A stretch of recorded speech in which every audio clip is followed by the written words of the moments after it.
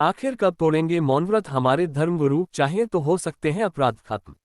लेखक सुहेब हुसैन, संवाददाता एवं राजनीति विशेषज्ञ। हम धर्मगुरुओं की बात तो लगभग सभी मानते हैं। मुझे लगता है जिस काम को पुलिस और अदालत नहीं कर सकती उस काम को धर्मगुरु कर सकते हैं। हालांकि यदि हम धर्म के अनुसार चले तो हमें पुलिस और अदालत की जरूरत ही नहीं। लेकिन आज हम उसे नफरत फैलाने के माध्यम के रूप में प्रयोग कर रहे हैं, जिसकी वह इजाजत कभी नहीं देता। देश में लगातार अपराध बढ़ रहे हैं। साइबर क्राइम, चोरी, लूट, मर्डर, बलात्कार और भी हजारों हैं। इन अपराधों में से कुछ मुख्य अपराध धर्मगुरुओं के माध्यम से खत्म किए जा सकते हैं। मेरे सुझाव। 1। मेरा मानना है, यदि हमारे धर्मगुरु ये घोषणा कर दे कि जिस व्यक्ति का पैसा बेईमानी का है वह धार्मिक स्थल में दान नहीं कर सकता और बेईमानी के पैसे से बना खाना भी हराम है, तो स्वतः ही ऐसे व्यक्तियों का सामाजिक बहिष्कार हो जाएगा, जिससे चोरी, साइबर क्राइम आदि प्रकार के अपराधों में कमी आ सकती है। 2। मेरा मानना है, यदि हमारे धर्मगुरु ये घोषणा कर दे कि अपराध करने वालों के परिवार में शादी, निकाह, फेरे आदि हम नहीं कराएंगे या तभी कराएंगे जब वह कम से कम 1 वर्ष तक धार्मिक स्थल पर रहकर पापों से मुक्ति पा लेगा, तो स्वतः ही अपराध कम हो सकते हैं।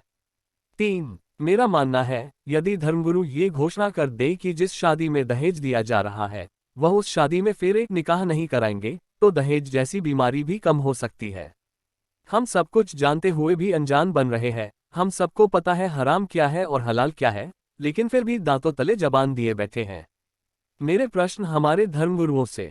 1। क्या दहेज लेना और देना जायज है?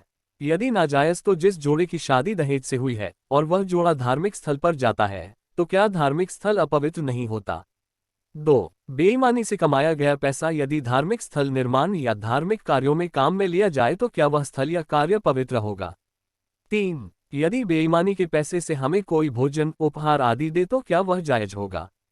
इन सब के जवाब आप मेरे अनुसार ही देंगे। साथ में आपका जवाब ये भी होगा कि यदि हमें उस पैसे के बारे में पता है तो नाजायज ही होगा। फिर मैं कहूँगा आप झूठ बोलते हो, क्योंकि जिस शादी को आप कराने जा रहे हैं उसमें आपको ये सब पता नहीं हो, ऐसा हो ही नहीं सकता।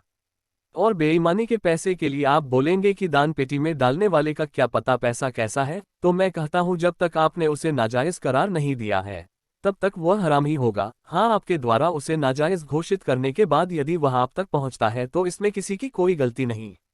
इसलिए मुझे लगता है आज देश को हमारे सम्मानित धर्मगुरुओं की जरूरत है। आपके पास वो शक्ति है जो पुलिस और अदालत में पास नहीं है, इसलिए आपको कदम उठाना चाहिए और पुलिस, कानून व्यवस्था की मदद करनी चाहिए। शुक्रिया। यदि मेरे विचार आपको गलत लगे, क्षमा चाहूंगा।